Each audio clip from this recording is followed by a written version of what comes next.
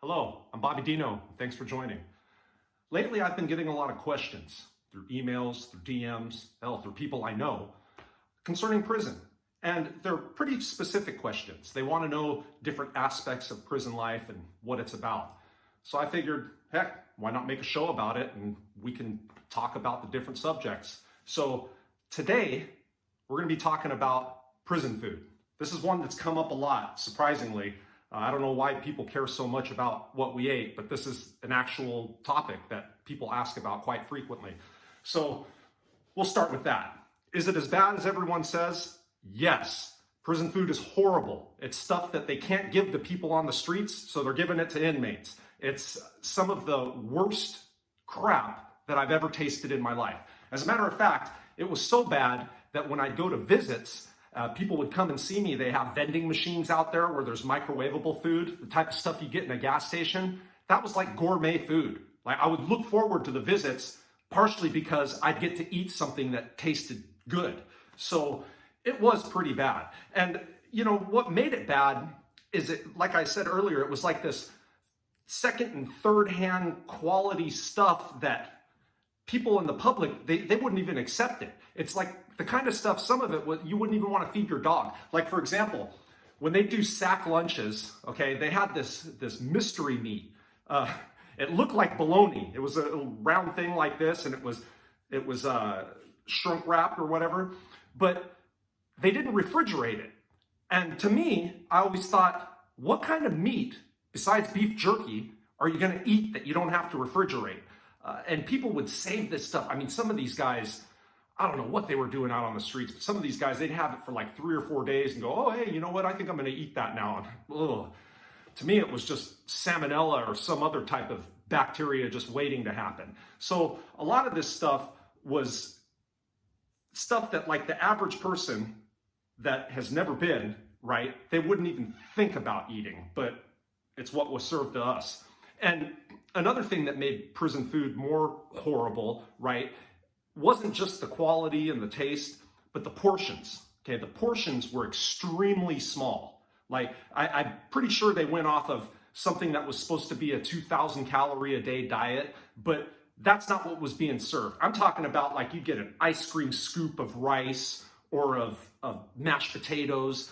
Your piece of meat would be like this big. You know, I mean, it was just awful. Like you didn't, unless you had someone out on the streets that was sending you money so you can go to the store, what we call commissary, or if you had something hooked up with a cook or server, you were going to go hungry all day. I mean, it was so bad. These guidelines weren't met. You know, the prison's trying to cut money. The servers and the cooks got their own little side thing going. So it was just as little food as they can give you. That's what you got. And, you know, it was cooked and distributed by the inmates. Okay, they have free staff there, but the free staff mainly just keeps an eye on what the cooks are doing. Like they don't care what the hell's going on. A lot of the times they'd be sitting in their office, either playing a game or talking on the phone. They did not give two craps about quality, quantity, etc. Okay, and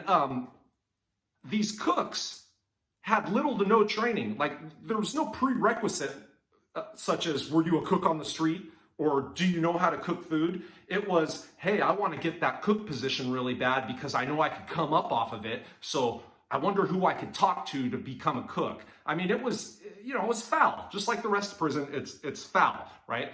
And even worse, you'd have these servers, right? So you come into the chow and there's a line, and it almost kind of like a buffet, right? And the servers are on this side and they've got your tray and you're watching them, and they're putting like just as little as they can on, and you'd even tell them, you know, you'd be like, hey man, hey, hit that tray again, you know? And they're just putting their head down like they don't hear you, you know, doing the man's job and doing whichever. But the reason for that, okay, was they were trying to have a come up themselves, right? They had a little side thing going on. I'll talk about that in a minute, because I'm sure that you guys are thinking, okay, well, everything couldn't have been that bad. Like there had to have been something you guys could have eaten. It was that bad, but some things were a little bit more edible than others. So Salisbury steak, they had once in a while. That was okay. You know, it was a piece probably about this big, but it was edible. They do hamburgers once in a while. Hamburger patties, again, little, but I mean, it was like, hey, it's a hamburger. We put some ketchup on it, a bun, you know. Sometimes they do fried chicken. The prison that I was at had a PIA, that stands for Prison Industry Authority. They had a PIA chicken farm. So the chickens would come out there from the farm, they'd do whatever to them, and then we'd eat them. So even though they sounds like a decent meal, the main thing is that they aren't made well. It's not like there's any real type of effort that goes into making it. Stuff's really super bland. There's no seasoning. The seasoning you do get is like gravy or ketchup. So, I mean, it's not anything that would appeal to someone's taste, especially someone that's used to living life out on the street. It would just be something that would seem unedible. And what happened was, with these guys doing these small surveys and doing whatever, was they would bring food back to the yard, okay? And then this food would come back and they'd sell it. And now the way that you buy things in prison, I mean, every once in a while, especially when it comes to drugs, you might actually see some real money, like someone might get $100 bill smuggled in through visit or something. But mainly the way that it worked was it was a barter system. So you'd say, oh, I'm gonna buy this. But what you meant by that was, I'm gonna get a certain amount of commissary items that equal that price, and then I'm gonna go trade them for whatever it is I want. That's mainly how it worked. So these guys, these servers and these cooks, especially the cooks, but sometimes the servers too, because that was part of the cool thing about having a cook job, was that you had access to all this food. But sometimes the servers, and what would happen is when they'd come back to the yard, they'd either be cool with the kitchen cop that was supervising, or the free staff, or both, you know. And what would happen is they'd come back through, and a blind eye would be turned, and they'd have a packet of stuff, and they'd come back on the yard and bring it back to the housing unit. Once there, they were able to make some extra money with the stuff that should have been eaten by us, but they put aside and were selling themselves. And like I said, the COs, they turn a blind eye to it for the most part. I mean, was it against the rules? Absolutely. You're not supposed to take state property and, you know, sell it and do whatever. But COs and inmates included aren't following the rules in the joint. Like, I mean, that's just the sad reality of it. It's kind of an every man for themselves, and you do what you got to do. Okay. Now, the popular food to buy, once again, would be like the Salisbury steak, chicken. Chicken would be popular. The hamburger patties, those were popular. Another popular buy was peanut butter. So these peanut butter, the peanut butter would come in 5-gallon buckets, okay? And it was for, sometimes we'd have peanut butter sandwiches for lunch or whatever. And what they do is they get these peanut butter and they just scoop it, you know, and they make this big bag, like they get an empty trash bag, one of the smaller trash bags, and they just fill it up, peanut butter, peanut butter, peanut butter. And then they tie it up and they bring it back. Now, the reason for peanut butter is if you got some bread that was smuggled back, that was cool. However, it wasn't necessary, because most dudes that were getting peanut butter were the guys that worked out.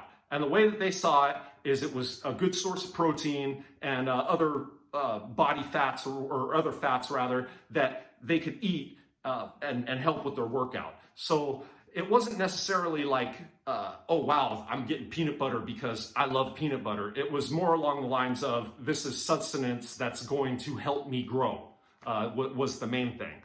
And another thing that would come back too, okay, and they eventually put an end to this, but while I was there, they used to get bags of sugar, okay, like big bags of sugar, and sugar would be smuggled out of the kitchen. Now, the reason for this is because if you get some sugar, you get some fruit, or some bread, right, you can make alcohol. Now, what they used to call it in there while I was in there was Prune, right? And they'd get big trash bags, they'd put the ingredients in, sometimes they'd make a valve so it can breathe or burp, because when the process happens, it swells out and there's gases that are released and they need to go. And they call it cooking because when the process was happening, it would actually get warm, the bag. And they'd say, I need to burp it. I need to burp the bag. And so that meant that they needed to let the gas out. And what would happen is when you burp it, you could smell the alcohol, right? So you'd have to make sure there was no CO around and there weren't any snitches around or anything like that. You wanted to keep your business to yourself. And then you burp the bag, you'd let it cook. I never personally made it. I had neighbors that did. I did try it once. And I mean, it's like wine. The thing was, and why I didn't pursue drinking is A, drinking's not that important to me, but B, when you're doing it, I mean, people are putting their hands in there. People are using socks and underwear to strain the bread and the fruit out and everything. And I mean, people get botulism. You get other type of bacterial infections. And if you don't know what botulism is, look that up. I mean, you go blind from that stuff. Like it's no good. So that wasn't something that I wanted to be involved in. However, it was coming out of the kitchen. They get the fruit and the sugar and the bread or whatnot. People were making Pruno with that. So that was another popular thing and another way for the cooks to come up because these were essential ingredients for alcohol. Okay.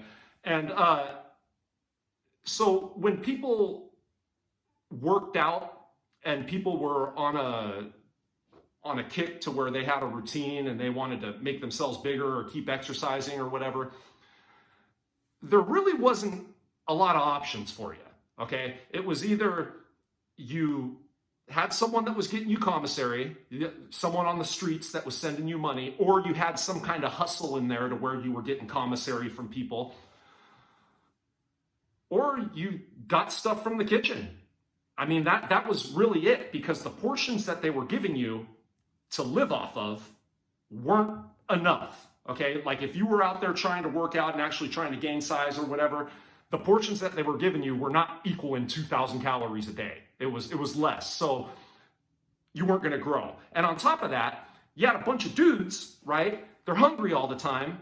And what happens when you're hungry, right? You get pissed. My daughter says hangry, meaning she's hungry and angry, right? So people get hungry, they get upset. And so now you got these dudes that are pissed off all the time because their bellies aren't full, I think that this was by design because there was a time in the prisons where everyone was huge. They used to have weight piles. They took those out to where now it's mainly calisthenics, but dudes in there, myself included, we found ways around that. We'd get bags of dirt and lift the dirt. We'd use other people's body weight. So there are ways around it, but still, I think the food thing was kind of a by design to not let people get bigger than the cops, and be able to have that strength and that size, right? So with everybody constantly being hungry and angry, right, some of that would blow back on the cooks and the servers because people would start thinking,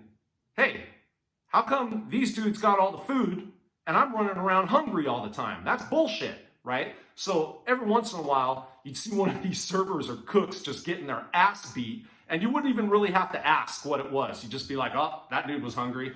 That dude, he was hungry, and he found a source to take his anger out on, right? So it wasn't like the job was without a little bit of danger, so to speak. You bring something back, you're charging too much, people are going to start thinking, hey, fuck you, man. I could be eating that right now. What do you mean you're going to take state stuff back and sell it? So while some people respected the hustle, there'd be other people that eventually just wouldn't take it anymore and would handle their business, so to speak. Other than that, there's really not too much left on the food subject that I could say. I mean, don't ever go to prison, okay? Because at the very least, you aren't going to like what you're being fed there. I hope that this was a little bit enlightening, and until next time, stay safe out there.